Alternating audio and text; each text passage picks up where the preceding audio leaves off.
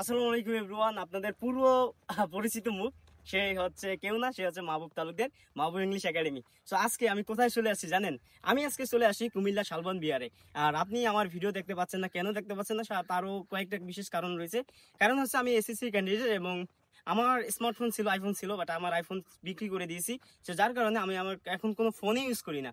আর এখন যে ফোনটা দিয়ে ভিডিও করতেছি এটা হচ্ছে আমার ভাইয়ের ফোন। তো আমি চিন্তা করলাম যে একটা ভিডিও করি, কারণ যদি ভিডিওটা আপলোড করি বা না করি ইট ডাজন্ট ম্যাটার, বাট হয়তো ভাইয়া যদি করে তাহলে হয়তো আমি শেয়ার দিব হয়তো আমার ফেসবুকে।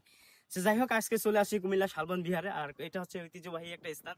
আর কুমিল্লা যারা থাকেন এই প্লেসটা যারা মানে ঘোরেন না এমন কোনো মানুষ নাই। Just really awesome place and really outstanding places.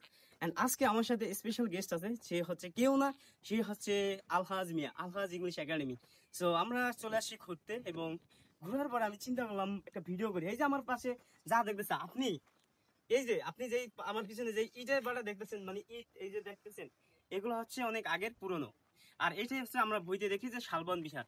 আসলে শালবন বিহারে কি কি আছে এমনি জাস্ট দেখার মতো, মানে একটা জায়গা। মানে এখানে আপনি আশপাশে দেখবেন যে ফুল, তারপর এখানে দেখবেন মাটির ফলক, মানে পোড়া মাটির ফলক আর কি।